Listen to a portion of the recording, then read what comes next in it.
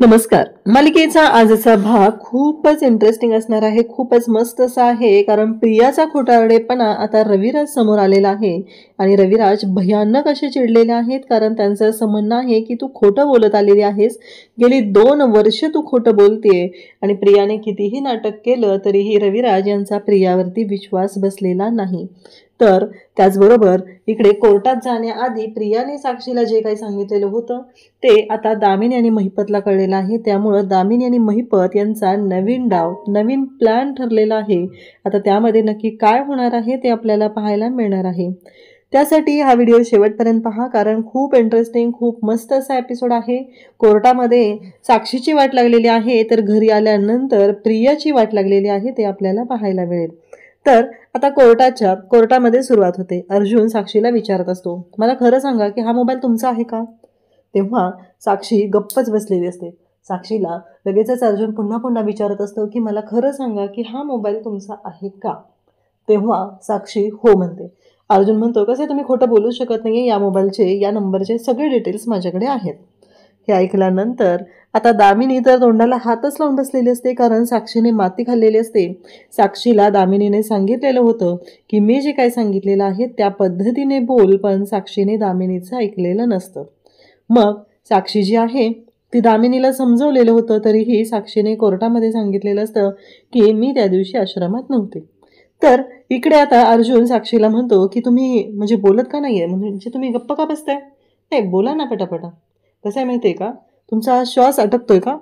तेव्हा साक्षी इकडे म्हणते की आता श्वास घेताना पण तुम्हाला विचारायचं का? तेव्हा अर्जुन म्हणतो, नाही नाही, बिनधास्त घ्या तुम्ही, पण आता पुढे अशी मी गोष्ट कोर्टामध्ये दाखवणार आहे, त्यामुळे तुमचा श्वास मात्र अडकणार आहे, तुम्ही श्वास घेऊ शकणार नाही, असं अर्जुनचं म्हणणं असतं. आणि अर्जुन साक्षीला म्हणत असतो की ठीक आहे. आता पुढची गोष्ट, प्रियाकडे पाहत साक्षीने जे उत्तर दिलेलं असतं त्यामुळे तर साक्षीची वाट लागलेली असते. सगळेजण पाहत असतात अर्जुन नक्की कोर्टामध्ये काय धमाका करणार आहे. या गोष्टीची कोणालाच कल्पना नसते, फक्त सायली, चैतन्य आणि अर्जुनला माहिती असतं. कुसुमताई सुद्धा पाहतच राहते. तेव्हा अर्जुन म्हणत असतो की हे बघा, मी साक्षी शिकरे, तुम्ही जे काही बोलत आहात, जे काही करत आहात, त्यामुळं तुमच्या लक्षात येत असेल की आता तुम्ही इतक्या वेळा कोर्टामध्ये खोटं बोललेलं आहात ना. प्रत्येक गोष्टीला लिमिट असतं. तुम्ही आत्तापर्यंत फक्त खोटंच बोलत आलेला आहात आणि त्यामुळं तुम्ही ज्या पद्धतीने बोलत आहात, वागत आहात, त्या सगळ्या गोष्टी तुम्हाला चांगल्याच माहिती आहेत. तेव्हा मात्र इकडे अर्जुन म्हणत असतो की जज साहेब, मी तुम्हाला एक अशी गोष्ट दाखवणार आहे की ज्यामुळं कोर्टाच्या समोर येणार आहे की नक्की काय होऊ शकतं. आणि मग अर्जुनने तो जो रिपोर्ट आहे, तर अर्जुन म्हणतो की मी साक्षी शिकरे यांच्या दुसऱ्या नंबरचे लोकेशन रिपोर्ट मी कोर्टाच्या समोर देत आहे. आणि तो दुसरा नंबर असलेला त्यांचा जो मोबाईल होता, तो मोबाईल त्यांच्यासोबत त्या आश्रमात होता. त्याचे लोकेशन रिपोर्ट हे आश्रमातील आहेत. यावरून कोर्टाच्या समोर प्रूव्ह होतं की मिस साक्षी शिकरे या आश्रमात गेलेल्या होत्या, पण गेली 2 वर्ष त्या कोर्टाला हे सांगत आलेले आहेत की त्या आश्रमात गेल्या नव्हत्या. आता त्या क्षणी इकडे महिपत, त्याचबरोबर दामिनी, प्रिया यांची तोंड पाहण्यासारखी झालेली असतात, कारण एवढं सगळं दामिनीने सांगून सुद्धा या सगळ्या गोष्टी साक्षीने प्रियाचं ऐकल्यामुळं खूपच विचित्र अशा झालेल्या असतात. आणि त्याचबरोबर साक्षीने प्रियाचं ऐकून खूप मोठी माती खाल्लेली असते आणि त्यामुळंच हा सगळा गोंधळ झालेला असतो. त्याचबरोबर इकडे अर्जुन पुन्हा एकदा कोर्टाच्या समोर आता हे सांगत असतो की साक्षी शिकरे यांचे हे लोकेशन रिपोर्ट आहेत आणि त्या लोकेशन रिपोर्टनुसार साक्षी शिकरे या त्या दिवशी त्या आश्रमामध्ये होत्या. आता जज साहेब ते लोकेशन रिपोर्ट पाहत असतात. अगदी विलासच्या मृत्यूची वेळ आणि साक्षीची वेळ ही सुद्धा त्या आश्रमातलीच आहे. आणि त्याचबरोबर अर्जुनने ह्या सर्व गोष्टी आता कोर्टाच्या समोर आणलेल्या असतात. आणि तेव्हा मात्र साक्षी जी आहे ती तोंडावर हात ठेवते, कारण तिच्याकडे ऑप्शनच नसतो. तिने जो काही गोंधळ घातलेला आहे त्यामुळं तर या सर्व गोष्टी झालेल्या असतात. त्याचबरोबर साक्षी जेव्हा हे सगळं बोलत असते तेव्हा मात्र आता साक्षीला तोंडच बंद झालेलं असतं, तिची बोलती बंद झालेली असते, कारण तिला असं वाटलेलं होतं की नाही, आपण जे काय बोलत आहोत प्रियाचं ऐकलं की आपण यातून सुटेल. परंतु प्रियाचं ऐकल्यामुळं साक्षी किती अडकलेली आहे ही गोष्ट मात्र तिला आता स्वतःलाच कळत नसते. तेव्हा अर्जुन मात्र म्हणत असतो की मी साक्षी शिकरे यांना प्रत्येक वेळेस त्या खोटं बोललेल्या आहेत आणि आत्ता जो काही त्यांनी इथे कोर्टामध्ये पुन्हा खोटं बोलून कोर्टाचा वेळ वाया घालवलेला आहे. यावरून एकच गोष्ट क्लिअर होत आहे की साक्षी शिकरे ह्या त्या दिवशी तिथे आश्रमामध्ये होत्या. तेव्हा मात्र आता अर्जुनने तर हे प्रूव्ह केलेलं असतं की साक्षी ही आश्रमात होती. मग आता पुढचा मुद्दा निर्माण होतो, साक्षी आश्रमात होती तर इतकी दिवस झालं ही जी साक्षी आहे ती मात्र कशा पद्धतीने वागत होती. इतके दिवस साक्षी जी आहे ती खोटं बोलत होती आणि त्याचबरोबर प्रिया सुद्धा खोटं बोलत होती. रविराजचं लक्ष प्रियाकडे जातं, कारण रविराजला माहिती असतं की प्रियाने सांगितलेलं होतं की साक्षी ही तिथे आलेली नव्हती, तिथं साक्षी दिसलेली नाही. या गोष्टी तर प्रियानेच बोललेल्या असतात. आता मात्र रविराज पाहतच राहतात प्रियाकडे, पण प्रिया मात्र रविराजांना सांगायचा प्रयत्न करत असते की नाही बाबा, मी नाही खोटं बोललेली. तिला मात्र आता असं सांगायचं असतं की मी काहीच खोटं बोललेलं नाही, मला नाही माहिती. पण रविराज मात्र चिडलेले असतात. तेव्हा दामिनी उभी राहते आणि दामिनी मग लगेचच आता प्रियाची बाजू घेते आणि म्हणू लागते की कसं आहे माहिती आहे, साक्षीची बाजू घेते आणि म्हणते की यावरून हे प्रूव्ह होत नाहीये, म्हणजे ॲडव्होकेट अर्जुन सुभेदार प्रत्येक वेळेस हे प्रूव्ह करण्याचा प्रयत्न करत आहेत की त्या दिवशी साक्षी जी होती ती आश्रमाच्या आतमध्ये होती. पण यावरून हे प्रूव्ह होऊ शकत नाहीये की साक्षीने खून केलेला आहे, कारण हे शक्यच नाहीये. जर साक्षी आश्रमाच्या आत होती तर मला काय म्हणायचं आहे, यावरून कसं प्रूव्ह होणार की साक्षीने खून केलेला आहे, कारण आय विटनेस तर समोर आहे, खून मधुभाऊंनी केलेला आहे, ही गोष्ट तर कोर्टाच्या समोर प्रूव्ह झालेली आहे. तेव्हा अर्जुन मग बोलत असतो, त्यावेळेस अर्जुन म्हणतो की बरोबर आहे, नाही तुमचं बरोबर आहे, साक्षी तिथं होती नव्हती या कोणत्याच गोष्टीबद्दल तुम्ही मला सांगू शकत नाही, मान्य आहे मला, पण आत्ता साक्षी तिथं होती हे कोर्टाच्या समोर आलेलं आहे. आणि त्याचबरोबर कोर्टाच्या समोर वारंवार ह्या गोष्टी मी प्रूव्ह करत आलेलो आहे की साक्षी ही कोर्टात इथे आश्रमामध्ये होती. तर हे सगळं जेव्हा बोलणं चालू झालेलं असतं तेव्हा प्रिया मात्र हात जोडत असते अक्षरशः रविराजांच्या समोर आणि त्यांना सांगण्याचा प्रयत्न करत असते की नाही, मी असं काहीच केलेलं नाही, परंतु गोष्टी घडत असतात त्या मात्र वेगळ्या पद्धतीने घडत असतात. आणि मग मात्र रविराज भयानक असे चिडलेले असतात. रविराज हे इकडे पाहत असतात ते म्हणजे प्रियाकडे. गेली 2 वर्ष प्रिया खोटं बोलते, कारण तिने साक्षीकडून पैसे घेतलेले, तिची आणि साक्षीची मैत्री या कोणत्याच गोष्टीबद्दल प्रिया आपल्याला काहीच सांगत नव्हती. आणि अर्जुनने प्रत्येक गोष्ट ही कोर्टासमोर प्रूव्ह करत आणलेली आहे, ही गोष्ट मात्र रविराजांच्या लक्षात आलेली असते. आणि त्याच वेळी रविराज मात्र आता भयानक चिडलेले असतात. रविराज म्हणत असतात की नाही, काहीही झालं तरीही आता शांत राहायचं नाही. अर्जुनने आता कोर्टाला हे दाखवून दिलेलं असतं की वारंवार साक्षी शिकरे खोटं बोलत आहेत, त्यामुळं खून साक्षीनंच केलाय असं आपण मान्य करू शकत नाही. असं जेव्हा स्टेटमेंट दिलं जातं दामिनीकडून तेव्हा अर्जुन म्हणतो की खून त्यांनी केला नाही असंही होऊ शकत नाही ना, कारण खून त्यांनी केला आहे असं तर होऊ शकतं. असं जेव्हा स्टेटमेंट मिळतं तेव्हा मात्र अर्जुनने आता कोर्टाच्या समोर ही गोष्ट आणलेली असते की जर साक्षी तिथं होती तर या शंकेला आता जास्त वाव मिळत आहे. त्यामुळे कोर्टाने आत्तापर्यंत कोर्टामध्ये सादर केलेल्या साक्षी पुराव्यांचा विचार करावा आणि कोर्ट आता आदेश देतं की साक्षी शिकरे यांची कसून चौकशी करण्यात यावी. आणि त्यावेळेस अर्जुन तिचे मोबाईल तिला देतो आणि दामिनी साक्षीकडे पाहते. दामिनीला मात्र खूप राग आलेला असतो, कारण साक्षीला तिने 1000 वेळा सांगितलेलं होतं की काहीही झालं तरीही मी जे सांगितलेलं आहे तेच कोर्टामध्ये तुला करायचं आहे. परंतु या साक्षीने प्रियाचं ऐकून जी माती खाल्लेली असते त्यामुळं मात्र आता दामिनी भयानक अशी चिडलेली असते. दामिनीला खूप राग आलेला असतो. दामिनीला ही गोष्ट पटतच नसते की हिनं असं का केलं. आता इकडे रविराज त्याचबरोबर प्रिया घरी येतात आणि जेव्हा ते घरी येतात तेव्हा मात्र आता वाट लागायला सुरुवात होते, ती म्हणजे प्रियाची. रविराज भयानक असे चिडलेले असतात आणि रविराज म्हणत असतात की एक गोष्ट लक्षात ठेवायची आहे तन्वी, आत्तापर्यंत तू फक्त आणि फक्त खोटं बोलत आलेली आहे, कारण मी प्रत्येक वेळेस तुला सांगत होतो, अर्जुनने प्रत्येक वेळेस गोष्टी कोर्टामध्ये प्रूव्ह केलेले आहेत आणि आजही अर्जुनने कोर्टामध्ये पुरावे दिलेले आहेत, पण तू मात्र प्रत्येक वेळेस हेच सांगत होती की तिथे साक्षी नव्हती. तेव्हा प्रिया म्हणते, पण बाबा मी खोटं नाही बोललेली, मला तिथं साक्षी दिसलेलीच नाहीये ना, म्हणून मी तसं सांगितलं. रविराज म्हणतात की मग तसं स्टेटमेंट तू द्यायला हवं होतं की तुला तिथं साक्षी दिसलेली नाही. तू स्टेटमेंट तसं दिलं का, तू तर इथे तोंड वर करून स्टेटमेंट देत होती. अगं तू खोटंच बोलत आलेली आहे. कसं आहे माहितीये का, काहीही झालं तरीही अर्जुन जो आहे तो खोटे साक्षी पुरावे कधीच कोर्टामध्ये सादर करत नाही. ही गोष्ट मला चांगलीच माहिती आहे. आता हे सगळं प्रियाला रविराज बोलत असतात. ते भयानक असे चिडलेले असतात. त्यांचं असं म्हणणं असतं की तू खोटं का बोलत आलीस, खोटं बोलायची गरज काय आहे. पण रविराज यांना कुठे माहितीये की ही अख्खी मुलगीच खोटारडी आहे. कारण हे सगळं जे काय आहे ना, हे तिने खोट्यातनंच उभं केलेलं आहे. अरे तुम्हाला बाप म्हणून सुद्धा तिने खोटंच उभं केलेलं आहे.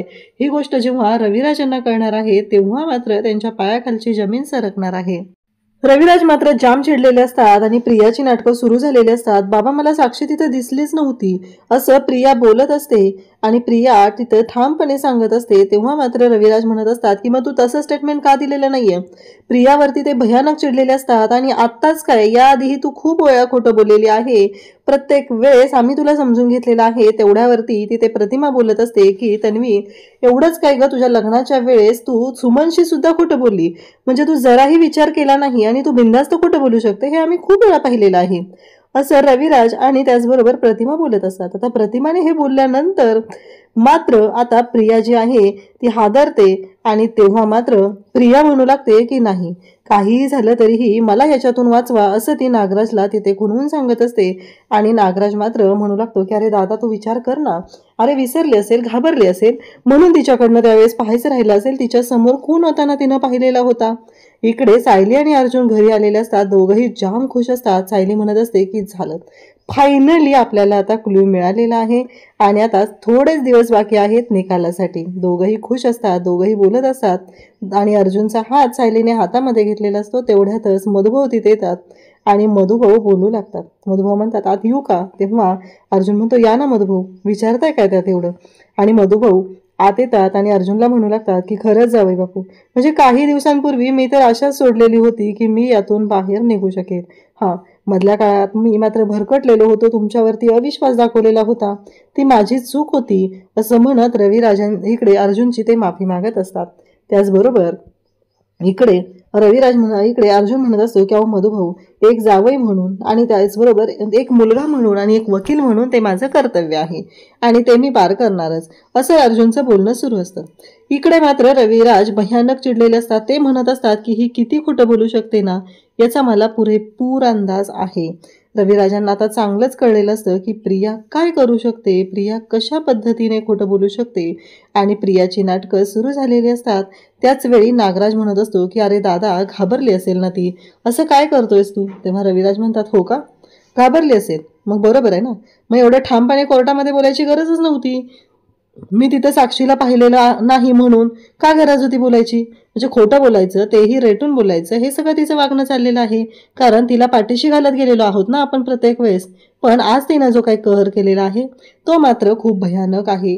कारण अर्जुन वारंवार कोर्टाच्या समोर आणत आहे आणि मग इकडे नागराज प्रियाला ही करतो, खुणावतो आणि प्रिया मात्र आता नाटक करते. आता प्रियाचं नाटक काय तर चक्कर यायचं. मग नागराज म्हणतो बघितलं ना किती त्रास होतोय तिला, असं काय करतोय दादा तू, ऐकून घे ना तिचं, घाबरली असेल पोर म्हणून असं झालं असेल. हे सगळं बोलणं त्यांचं चाललेलं असतं. म्हणजे पुरा ड्रामा सुरू झालेला असतो. कारण ते दोघंही एकमेकांना सामील असतात हे तर आपल्याला माहितीच आहे. आणि इकडे अर्जुन सायली मधुभाऊ बोलत असतात. अर्जुन मधुभाऊंना म्हणत असतो की खरंच आतापर्यंत ज्या गोष्टी घडत होत्या तेव्हा मात्र वेगळं होतं, पण आता आता लवकरच तुम्ही तुमच्या मुलांबरोबर असणार आहात. मधुभाऊ म्हणतात की मला कधी वाटलंच नव्हतं, कसं मला सायलीचं टेन्शन नव्हतं, तुम्ही तिच्या पाठीशी होता, पण माझी बाकीची मुलं, मला जर जन्मठेप झाली तर माझ्या बाकीच्या मुलांचं काय होईल हा प्रश्न मात्र मला पडलेला होता.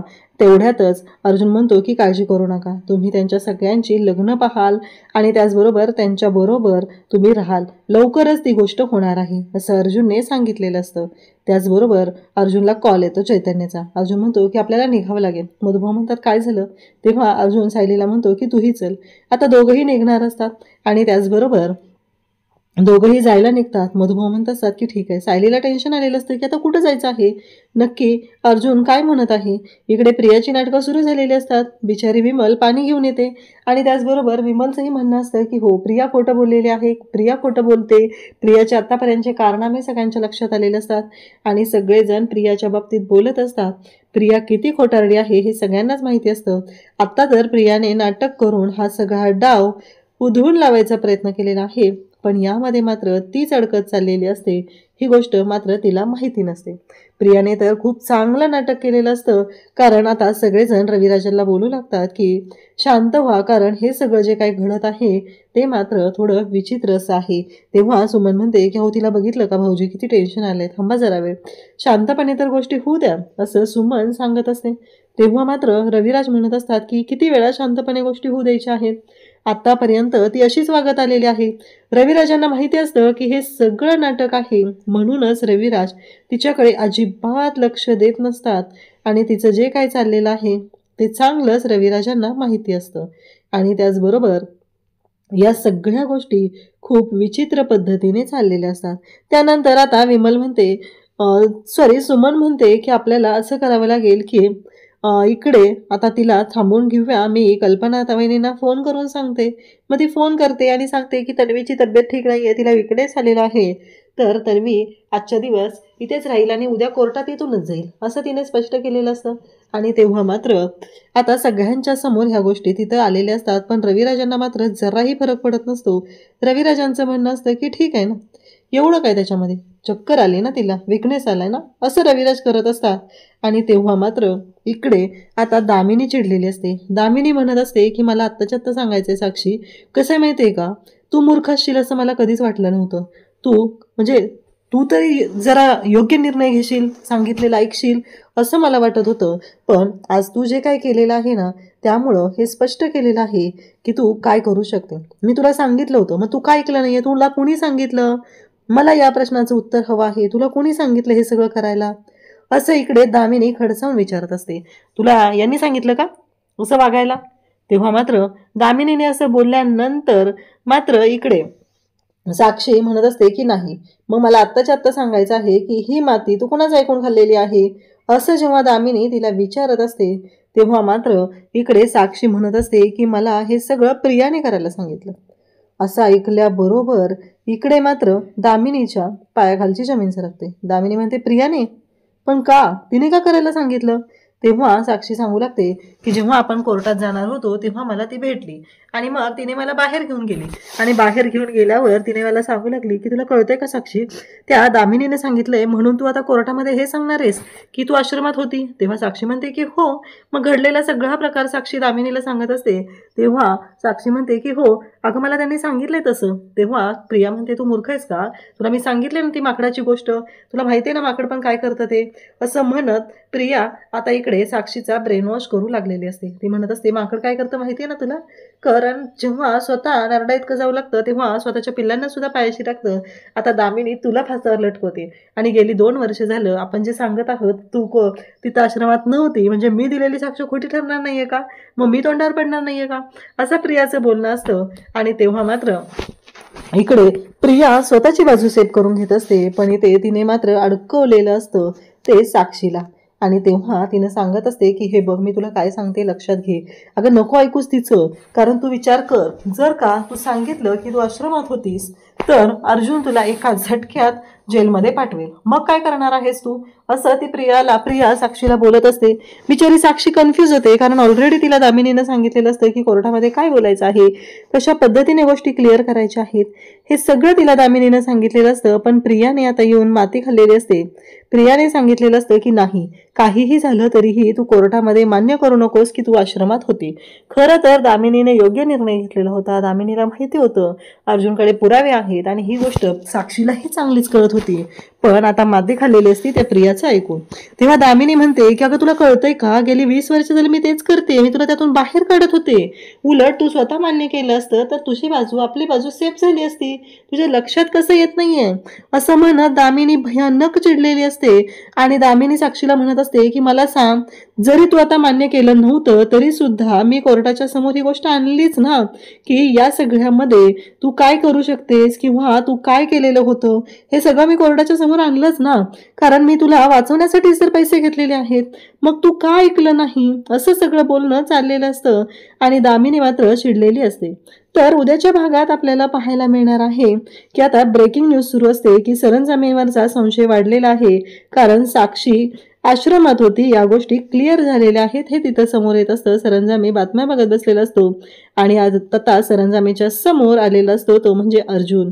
अर्जुन तिथे येतो आणि म्हणतो की आता तुझ्या हातात आहे काय करायचं आहे. आतापर्यंत जे काही कारनामे केलेले आहेत त्या पुराव्यांची फाईल मी घेऊन आलेलो आहे. त्यामुळं सरंजामे आता विचार कर.